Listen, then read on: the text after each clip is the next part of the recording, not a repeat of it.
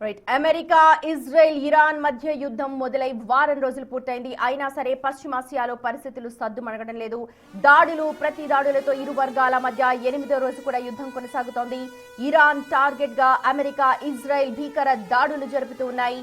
ఇక అటు ఇరాన్ కూడా మిస్సైల్స్ డ్రోన్లతో ప్రతీకార దాడులకు దిగుతోంది.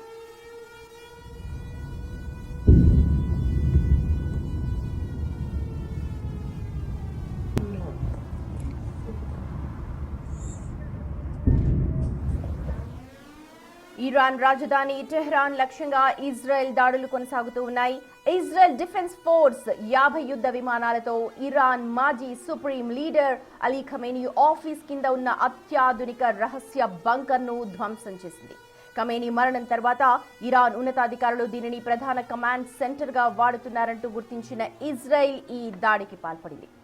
ఇరాన్ క్షిపణి లాంఛర్లతో 40% ఇప్పటికీ చెక్కు చెదరకుండా ఉన్నాయని, వాటిని నాశనం చేసి తీరుతామంటూ ఇజ్రాయెల్ సైన్యం స్పష్టం చేస్తోంది.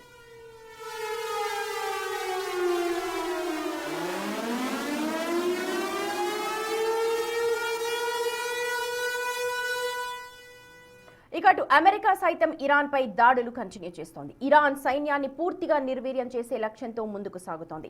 ఇరాన్ నేవీని టార్గెట్ చేసిన అమెరికా తాజాగా దేశానికి చెందిన డ్రోన్ వాహక నౌక ఐరిస్ షాహిద్ బగేరీని మిస్సైల్ తో పేల్చివేసింది. ఇరాన్ ను అష్ట దిగ్బంధనం చేసి ఉక్కిరి బిక్కిరి చేయడమే లక్ష్యంగా ముందుకు సాగుతున్నట్లు అమెరికా సెంట్రల్ కమాండ్ ప్రకటించింది.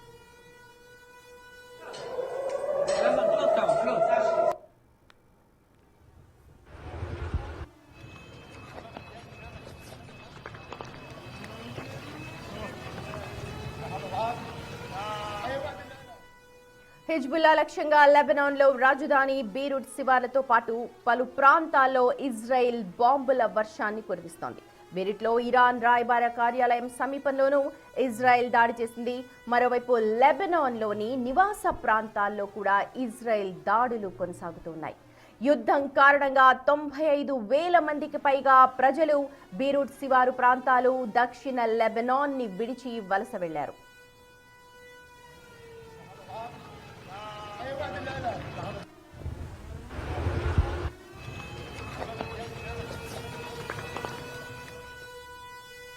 ఇదిలా ఉంటే పశ్చిమాసియాలో ప్రతీకార దాడులను ఇరాన్ సైతం ముమ్మరం చేసింది. దాడుల్లో భారీ కొరం షహర్ 4 క్షిపణులను కూడా ఉపయోగిస్తోంది. ముఖ్యంగా గల్ఫ్ దేశాలనే టార్గెట్ చేసిన సైన్యం కువైట్, ఖతార్, సౌదీ అరేబియా, బహ్రెయిన్లపైకి క్షిపణులు, డ్రోన్లని ప్రయోగిస్తోంది. టెల్ అవీవ్లోని బెన్ గురియన్ ఎయిర్పోర్ట్ పై ఇరాన్ ఖబార్ మిసైళ్లతో బాంబుల వర్షాన్ని కురిపించింది.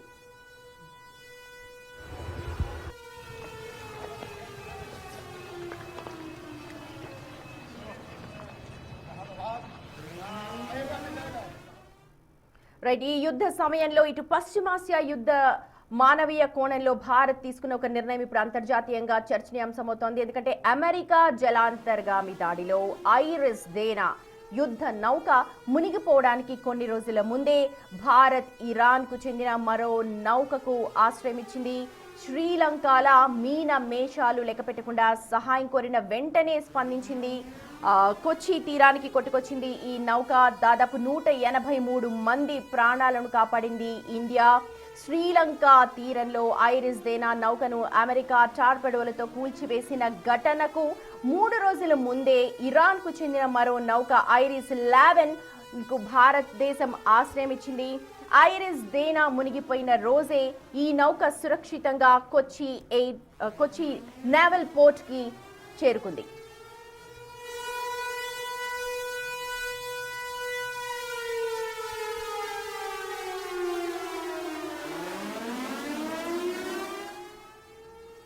రైట్, శ్రీలంక సమీపానికి ఒక ఇరాన్ నౌక తీసుకొచ్చారు, అక్కడికి వచ్చింది. కానీ ఇరాన్ శ్రీలంక ప్రభుత్వం మీనమేషాలు లెక్క పెట్టడంతో అది ఒకసారిగా మునిగిపోయింది. కానీ భారతదేశం ప్రస్తుత సమయంలో పశ్చిమాసియాలో జరుగుతున్న యుద్ధం సమయంలో ఏదైతే కొచ్చి తీరానికి ఇరాన్ నౌక కొట్టుకొచ్చిందో అందులో ఉన్న దాదాపు 183 మంది ఆశ్రయం కోరారు. ఇది ఫిబ్రవరి 28వ తేదీన జరిగింది. ఖచ్చితంగా వెంటనే ఎక్కడ కూడా వెనక్కు వెళ్లకుండా భారతదేశం ఆ నౌకలో ప్రయాణిస్తున్న దాదాపు 183 మందికి కూడా ఆశ్రయాన్ని కల్పించింది. దాదాపు 11 గంటల పాటు వెయిట్ చేసింది. అయితే శ్రీలంకలో జరిగిన పరిణామాలను దృష్టిలో పెట్టుకుని భారతదేశం ప్రస్తుతం సహాయాన్ని అందించింది, చేయూతను అందించిందని చెప్పాలి. ఇక్కడ ఇరాన్ యుద్ధ నౌక పై అమెరికా దాడి చేసిన ఘటనలు కూడా ప్రస్తుతం మీరు చూస్తున్నారు బిగ్ టీవీ స్క్రీన్ మీద. ఏదైతే మన దేశం కొచ్చి తీరానికి కొట్టుకొచ్చిన నౌకపై చాలా భిన్న అభిప్రాయాలు వ్యక్తమయ్యాయి. కానీ దానిపైన క్లారిటీ ఇచ్చింది కేంద్ర ప్రభుత్వం. అలాగే నేవల్ డాక్ సిబ్బంది కూడా, అందులో వాళ్ళు ఎవరైతే 183 మంది ఉన్నారో వారందరూ కూడా చాలా ప్రశాంతంగా ఉన్నారు. వాళ్ళందరికీ కూడా మేము ఆశ్రయం కల్పించాం. కానీ అక్కడ డాకింగ్ సమయం కూడా ఎంత అన్న దానిపైన ప్రస్తుతం చర్చ జరుగుతోంది. దేనికి అన్నది ప్రస్తుతం ప్రతినిధి శివ ఉన్నారు అప్డేట్స్ మనకు అందించడానికి. శివ, మనం చూసాం శ్రీలంకలో ఎలా అయితే నౌక ఇరాన్ది కొట్టుకొచ్చిందో దానికి సంబంధించి పేలుడు జరిగింది. కానీ మన భారతదేశం ఇప్పుడు చేయూతను అందించింది. ప్రతిపక్షాలు ఇప్పటికే మాట్లాడుతూ ఉన్నాయి, భారతదేశం మోదీ ఏం మాట్లాడట్లేదు, న్యూట్రల్గా ఉంటున్నారు అని అంటున్నారు. కానీ ఇది ఒక సిగ్నల్గా వెళ్ళొచ్చు, ఎందుకంటే మానవీయ కోణంలో చూడాల్సిన అవసరం కనిపిస్తోంది ప్రస్తుతం. రైట్, డెఫినెట్గా మీరు అన్నట్లుగా ఇది విపక్ష పార్టీలు ఆరోపణలు చేస్తున్నప్పటికీ, అంటే ఇరాన్ పైన ఇజ్రాయెల్ అమెరికా సంయుక్తంగా దాడి చేసిన నేపథ్యంలో ప్రధాని నరేంద్ర మోడీ నోరు మెత్తపడం లేదనేది కూడా విపక్ష పార్టీలు ఆరోపిస్తున్నాయి. దానికి ప్రధానంగా ఈ ఇరాన్కి సంబంధించిన నౌకకు ఆశ్రయం ఇచ్చి మానవతా కోణంలో వారందరికీ కూడా ఆశ్రయం కల్పించిన నేపథ్యంలో దీనిపై కూడా ఇప్పుడు ప్రపంచవ్యాప్తంగా చర్చ కొనసాగుతుంది. ఇటీవల మిలన్లో పాల్గొని వైజాగ్లో జరిగిన మిలన్లో పాల్గొని తిరిగి ఇరాన్కు వెళ్తున్న 3 నౌకల్లో ఒక నౌకను ఇటు అమెరికా దాడి చేసింది. దీంట్లో ప్రయాణికులు ఎవరైతే ఉన్నారో దాంట్లో ప్రయాణిస్తున్న వారంతా కూడా చనిపోయారు. 32 మందిని మాత్రమే కాపాడారు. వారికి సంబంధించిన మృతదేహాలను కొన్ని వెలికి తీశారు.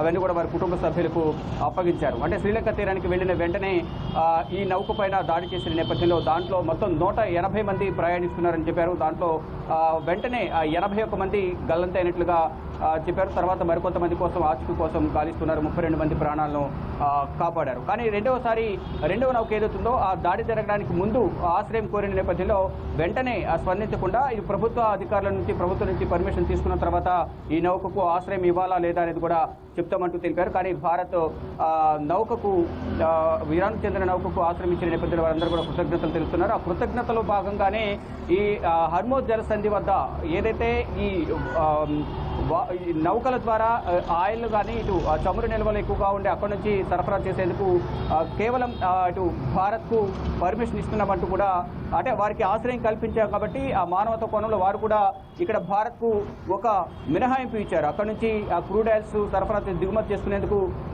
అవకాశం అనుమతిస్తున్నామంటూ కూడా వారు కూడా ఒక అవకాశం కల్పించారు. ఇటు భారత్ కూడా ఇటు ప్రధాని నరేంద్ర మోడీ ఎప్పటికప్పుడు ఇటు విదేశాంగ శాఖ మంత్రి ఎస్ జయశంకర్ కూడా అక్కడున్న భారతీయులతోనూ వారందరితో కూడా మాట్లాడుతున్నారు. ఇరాన్లో పరిస్థితుల గురించి కూడా అక్కడున్న ఇరాన్ రాయబార కార్యాలయంలో భారతీయులతో కూడా ఎంబసీ కార్యాలయంలో వారందరితో కూడా మాట్లాడుతున్న పరిస్థితి కనిపిస్తూ ఉంది. ఇక ఇరాన్ నౌకకు ఆశ్రయం ఇచ్చిన నేపథ్యంలోనే సాయిన్ కోర్ను వెంటనే కేంద్రం స్పందించింది. ఇక కొచ్చి పోర్టులో సురక్షితంగా ఇరాన్ నౌక ఎయిరిస్ నౌకను అక్కడ ఆశ్రయం పొందేందుకు అక్కడ అంటే సాంకేతికంగా కొంత లోపాలు ఉన్నాయనేది గుర్తించిన నేపథ్యంలో, అంటే సాంకేతిక లోపమా లేకపోతే ఎవరైనా దాడి చేశారనేది కూడా వారికి తెలియదు. దానిలో భాగంగానే శ్రీలంకను ఆశ్రయించారు.